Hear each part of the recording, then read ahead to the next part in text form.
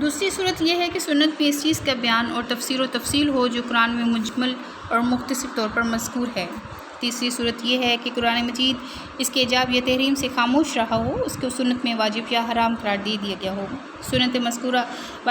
مذکورہ والا تین اقسام سے خارج نہیں ہے، اسی بنا پر اس کو قرآن کے ساتھ کسی قسم کا کوئی تعارض نہیں ہے۔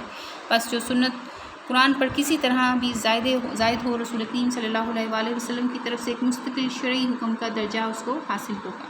جس کی پیروی واجب اور اسے روگردانی حرام تصور کی جائے گی۔ اگر نبی کریم صلی اللہ علیہ وآلہ وسلم کی اطاعت صرف احکام قرآنی ہی میں ضروری قرار دی جائے اور جس حکم کے بارے میں قرآن خاموش ہے اس کے متعلق جاری کردہ حکم نبوی صلی اللہ علیہ وآلہ وسلم کی اطاعت لازمی قرار نہ دی جائے تو مخصوص اطاعت رسول باقی نہ رہے گی۔ حالانکہ اللہ تعالیٰ فرماتا ہے من یطیع رسول فقط اطاع اللہ، سورہ نساء کی آیت نمبر 80 ہے۔ جس نے رسول کریم صلی اللہ علیہ وآلہ وسلم کی اطاعت کی اس نے دراصل اللہ تعالیٰ کی اطاعت کی۔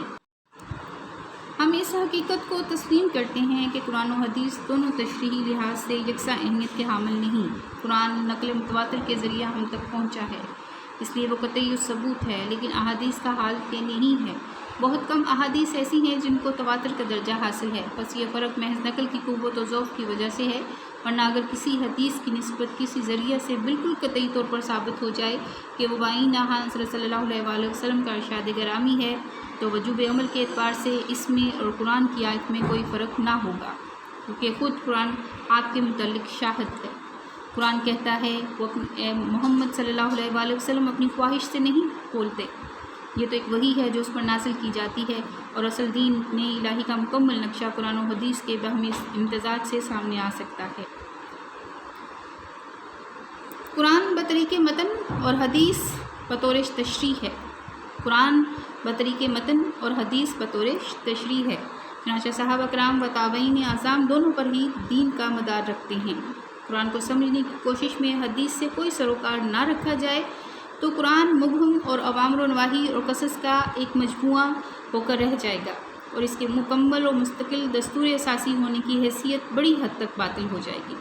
مثلاً اقیم الصلاۃ، نماز قائم کرو کے معنی و مصداق میں اگر حدیث سے مدد نہ لی جائے تو حکم کی تعمیل میں عجیب قسم کا انتشار نظر آئے گا، کیونکہ صلاۃ کے لغوی معنی دعا کے ہیں، بس کوئی صاحب تو اس حکم کی تعمیل دعا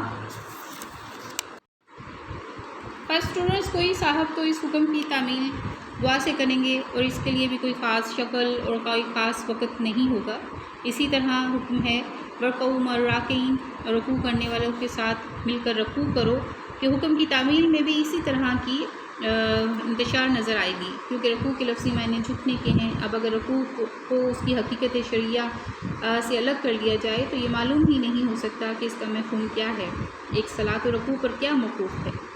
زکوٰۃ، حج اور روزہ کی حقیقت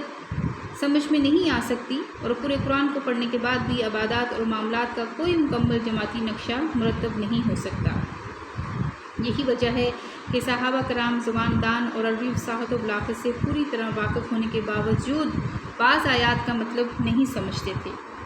اور رسالت مآب صلی اللہ علیہ وآلہ وسلم کی طرف رجوع کیا کرتے تھے۔ مثلاً تیمم سے متعلق یہ آیت نازل ہوئی